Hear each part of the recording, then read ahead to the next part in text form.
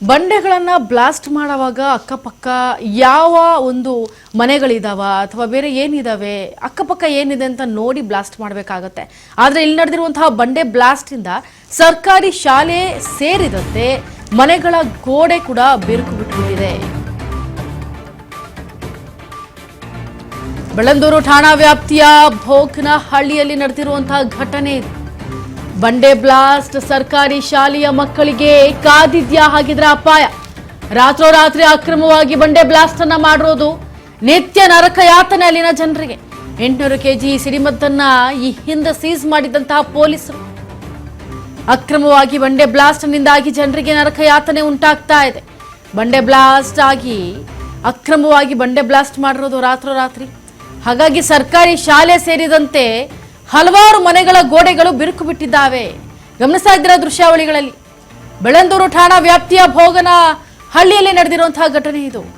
ಬಂಡೆ ಬ್ಲಾಸ್ಟ್ ವಿಚಾರವಾಗಿ ಸರ್ಕಾರಿ ಶಾಲೆಯ ಮಕ್ಕಳಿಗೆ ಅಪಾಯ ಕಾದಿದ್ಯಾ ಅಂತ ರಾತ್ರೋರಾತ್ರಿ ಅಕ್ರಮ ಬಂಡೆಗಳನ್ನು ಸಿಡಿಸ್ತಾ ಇದ್ದಾರಲ್ಲ ಇವರು. ಖಾಸಗಿ ಕಂಪನಿ ಓಲೈಕೆಗೆ ಅಧಿಕಾರಿಗಳು, ಪೊಲೀಸ್ ಇಲಾಖೆ ತಟಸ್ಥ. ಇತ್ತ ಲೈಸೆನ್ಸ್ ಹೋಲ್ಡರ್ ಸತೀಶ್ ನಾಯಕ್ ಎಂಬುವವರಿಂದ ದೂರು ಕೊಡಲಾಗಿದೆ. ಬೆಳ್ಳಂದೂರು ಪೊಲೀಸ್ ಠಾಣೆಯಲ್ಲಿ ದೂರು ದಾಖಲಾಗಿದೆ. ಆದರೂ ಕೂಡ ಜೆಲಿಟನ್ ಸ್ಫೋಟಿಸಲು ನಿರಾಕರಣೆಗೆ ಜೀವ ಬೆದರಿಕೆ, ವಂಚನೆ ಎಲ್ಲವೂ ಕೂಡ ಕೇಳಿ ಬರ್ತಾ ಇರೋದು. 800 kg ಸಿಡಿಮದ್ದನ್ನ ಈ ಹಿಂದೆ ಕೂಡ ಪೊಲೀಸರು ಸೀಸ್ ಮಾಡಿದ್ದಾರೆ. ಅಕ್ರಮವಾಗಿ ಬಂಡೆಯನ್ನ ಸಿಡಿಸ್ತಾ ಇದ್ರು ಅಂತ ಹೇಳಿ. ಎಲ್ಲಿ? ಈ ಬೆಳ್ಳಂದೂರು ಠಾಣಾ ವ್ಯಾಪ್ತಿಯ ಭೋಗನಹಳ್ಳಿಯಲ್ಲಿ.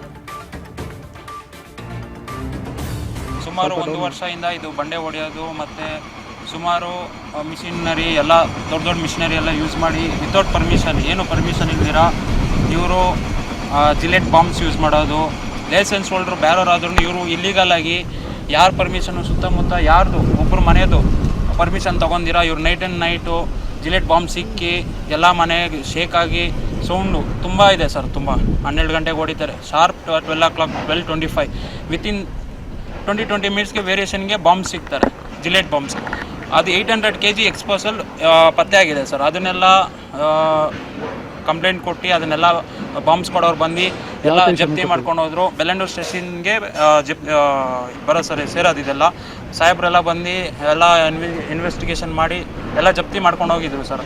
ಆದ್ರೂ ಇವರು ಎಲ್ಲ ಕಂಪ್ಲೇಂಟ್ ಆದ್ರೂ ಇವ್ರು ತಿರ್ಗಾ ಅವ್ರು ರಾಜಾರೋಷವಾಗಿ ತಿರ್ಗಾ ಕೆಲಸ ಮಾಡ್ತವ್ರೆ. ಇದಕ್ಕೆ ಕಡಿವಾಣನೇ ಇಲ್ಲ. ಇಲ್ಲಿ ತುಂಬ ಪಕ್ಕದಲ್ಲಿ ಗೌರ್ಮೆಂಟ್ ಸ್ಕೂಲ್ ಇದೆ. ನಾವು ಏನು ಈ ಸ್ಕೂಲ್ ಇದೆ, ಗೌರ್ಮೆಂಟ್ ಸ್ಕೂಲ್ ಇದೆ, ಪಕ್ಕದಲ್ಲಿ ಒಂದು ಪ್ರಾಜೆಕ್ಟ್ ನಡೀತಾ ಇದೆ.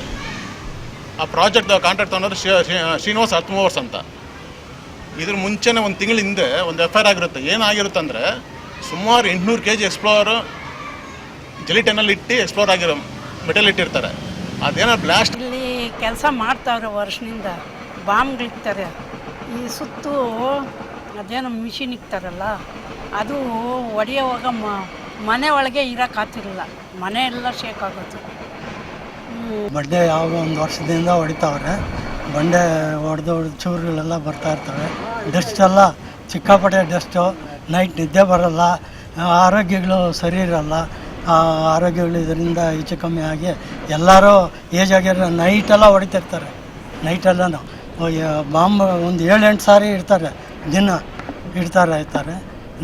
ಇದಕ್ಕೆಲ್ಲನೂ ಒಂದು ವ್ಯವಸ್ಥೆ ಮಾಡಲಿಲ್ಲ ಅಂದರೆ ಈ ಡಸ್ಟ್ ಕುಡ್ದು ಆರೋಗ್ಯ ಕೆಟ್ಟು ಹಾಳಾಗ್ತಾರೆ ಎಲ್ಲನೂ ಅಂತೇಳಿ ನಾವು ನಿಮ್ಮ ಮನೆಗಳಿಗೆ ಏನೋ ತೊಂದರೆ? ನಮ್ಮ ಮನೆಗಳು ಸ್ವಲ್ಪ ಎಲ್ಲ ಬಂಡೆ ಮೇಲೇ ಇರೋದು ಮನೆಗಳೆಲ್ಲನೂ. ಆ ಬಂಡೆ ಮೇಲೇ ಕಟ್ಟಿರೋದು. ಅದು ಇಟ್ಟಾಗ ಒಳ್ಳೆ ಸೌಂಡು, ಒಳ್ಳೆ ಬುಲೆಟ್ ಸೌಂಡ್ ಬರ್ತಾ ಸೌಂಡ್ಗಳು ಗಡ ಅಂತ. 10-12 ಗಂಟೆವರೆಗೂ ಕೆಲಸ ಮಾಡ್ತಾನೆ ಇರ್ತಾರೆ. ಸುಮಾರು ಇವಾಗಿದು 1 ವರ್ಷದಿಂದ ನಡೀತಾನೆ ಇದೆ. ಸುಮಾರು ಕಲ್ಲು ಬ್ಲಾಸ್ಟ್ ಮಾಡ್ತಾನೆ ಇರ್ತಾರೆ ಯಾವಾಗ್ಲೂ. ಕಂಪ್ಲೇಂಟ್ಸ್ ಎಲ್ಲ ಪೊಲೀಸ್ ಸ್ಟೇಷನ್ಗೆಲ್ಲ ಕಂಪ್ಲೇಂಟ್ ಕೊಟ್ಟಿದ್ದೀವಿ, ಎಲ್ಲ ಮಾಡಿದ್ದೀವಿ. ಆದರೂ ಇನ್ನೂ ಏನು ಅದು ಪ್ರಾಬ್ಲಮ್ ಏನು ಸಾಲ್ವ್ ಆಗಿಲ್ಲ. ಮತ್ತು ಈಗಲೂ ಮಾಡ್ತಾನೆ ಇದ್ದಾರೆ. ಮನೆಗಳೆಲ್ಲ ಫುಲ್ ಶೇಕ್ ಆಗ್ತಾ ಇರುತ್ತೆ. ಮತ್ತು ಬ್ಲಾಸ್ಟ್ ಮಾಡಿದಾಗ ಸಣ್ಣ ಕಲ್ಲುಗಳೆಲ್ಲ ಬಂದು ಮನೆ ಮೇಲೆ ಬೀಳ್ತಾನೆ ಇರುತ್ತೆ. ಪೊಲೀಸ್ನವರೆಲ್ಲ ಬಂದು ಎಲ್ಲ ನೋಡಿ ಎಲ್ಲ ಮಾಡ್ಕೊಂಡು ಹೋಗಿದ್ದಾರೆ. ಮನೆ ಹತ್ರ ಬಂದು ಹೇಳಿಕೆಯನ್ನು ತೊಗೊಂಡು ಹೋಗಿದ್ದಾರೆ, ಎಲ್ಲ ಮಾಡಿದ್ದಾರೆ. ಇನ್ನೂ ಏನು ಆಕ್ಷನ್ ಏನು ತೊಗೊಂಡಿಲ್ಲ.